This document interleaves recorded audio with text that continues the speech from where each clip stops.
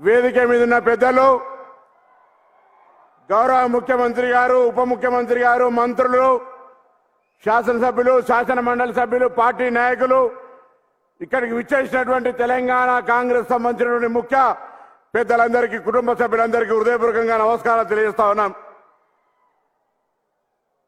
December 3 నాడు ఫలితాలు వస్తే 7 నాడు ప్రభుత్వం అధికారంలోకి రాగానే 48 గంటల్లో ప్రధానమైన 2 హామీలు ఆరోగ్యశ్రీతో పాటుగా తెలంగాణ వ్యాప్తంగా మహిళలందరికీ ఉచిత బస్సు సౌకర్యాన్ని ప్రారంభించి మళ్ళీ ఈరోజు అదే మహిళలకు సంబంధించి కుటుంబానికి సంబంధించి 500 రూపాయలకే గ్యాస్ సిలిండర్ మహాలక్ష్మి పథకం కింద దాంతో పాటుగా 200 యూనిట్లను ఉచితంగా విద్యుత్తునిచ్చేటువంటి కార్యక్రమాన్ని ఈరోజు ప్రారంభిస్తున్నటువంటి తెలంగాణ రాష్ట్ర ముఖ్యమంత్రి గౌరవ రేవంత్ రెడ్డి గారికి, అదేవిధంగా ఉప ముఖ్యమంత్రి బట్టి విక్రమార్క గారికి, మన ఏఐసిసి ఇన్ఛార్జ్ దీపాదాస్ మున్షి గారికి, గౌరవ మంత్రులు ఉత్తమ్ కుమార్ రెడ్డి గారు, పొంగులేటి శ్రీనివాసరెడ్డి గారు, ఈ జిల్లా ఇన్ఛార్జ్ మంత్రి శ్రీధర్ బాబు గారు, సీతక్క గారు, అదేవిధంగా గౌరవ శాసనసభ్యులందరూ కూడా పెద్దలు వి హనుమంతరావు గారితో సహా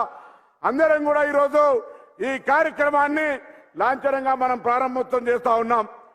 కానీ మన ప్రభుత్వం ఏర్పడ్డ తర్వాత 4 రోజులు కూడా గడవక ముందే ప్రతిపక్షాలు విమర్శలు ప్రారంభించి మన ప్రభుత్వాన్ని అపశకునాలు పెడుతూ ఇది ఎక్కువ కాలం కొనసాగదు అనే మాట తాపక కూడా అక్కడో ఇక్కడో మాట్లాడుతూ ఉన్నాడు.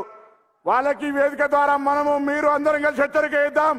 కాంగ్రెస్ ను ముట్టే ధైర్యం ఉంటే మాడి మసైతారు నా కొడక అనేటువంటి మాట ఇవాళ చెప్పాల్సిన అవసరం ఉంది.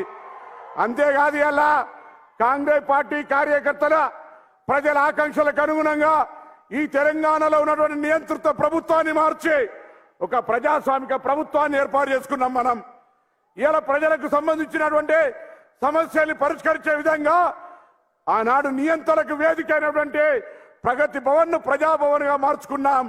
అంబేద్కర్ గారి సెక్రటరియట్ నుంచి ప్రజలకు సంబంధించినటువంటి పరిపాలన కొనసాగుతా ఉంది.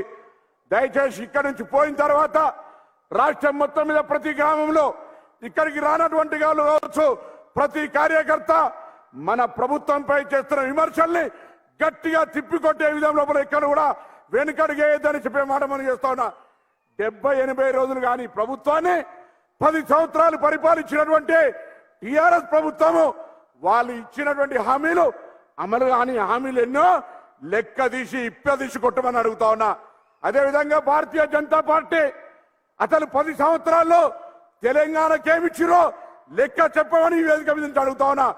తెలంగాణ ఏర్పాటునే వ్యతిరేకించినటువంటి, తెలంగాణ ఏర్పాటును అవమానపరిచే విధంగా మాట్లాడే బీజేపీ ఈ తెలంగాణలో ఉండే హక్కు ఉందా ఒకసారి ఆలోచన చేయండి.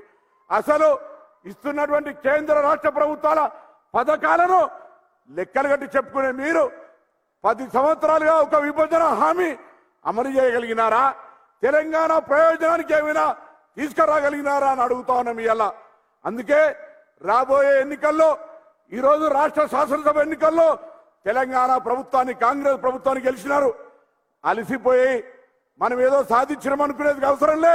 రేపొద్దున పార్లమెంట్ ఎన్నికల టార్గెట్, దాని తదుపరి కార్యకర్తలు ఎన్నికలైనటువంటి స్థానిక సంస్థలు గెలిచే వరకు ఎవరు కూడా అలసట పడద్దు, అలసిపోవద్దని విజ్ఞప్తి సందర్భంగా చేస్తూ, చివరకు శాసనసభ నుంచి మొదలుపెట్టుకుంటే స్థానిక సంస్థల, సహకార సంస్థల ఎన్నికల దాకా గెలిచే ప్రక్రియ తీసుకొని ముందుకు పోవాలని కోరుతూ, ఏ గ్రామంలో, ఏ మండలంలో, ఏ జిల్లాలో, ఏ శాసనసభలో టీఆర్ఎస్ బీజేపీ నాయకులు మన ప్రభుత్వాన్ని, పార్టీని విమర్శిస్తే అక్కడికక్కడికే గట్టిగా తగిన బుద్ధి చెప్పే విధంగా మీరు అందరూ తయారై ముందుకు నడవాలని, అందుకు రాష్ట్ర మంత్రులంగా, ప్రభుత్వంగా, పార్టీ నాయకత్వంగా ఎల్లవేళలా అందరం కూడా కలిసి ఈ కేంద్రంలో ఉన్నటువంటి ప్రభుత్వాన్ని, ఇక్కడ ఉండబడేటువంటి నియంత గతంలో పరిపాలించి ఈ రాష్ట్రాన్ని అప్రమేయం చేసినటువంటి కేసీఆర్ గారి యొక్క అవినీతిని బయటపెట్టే విధంగా ముందుకు తీసుకుపోవాలని కోరుతూ,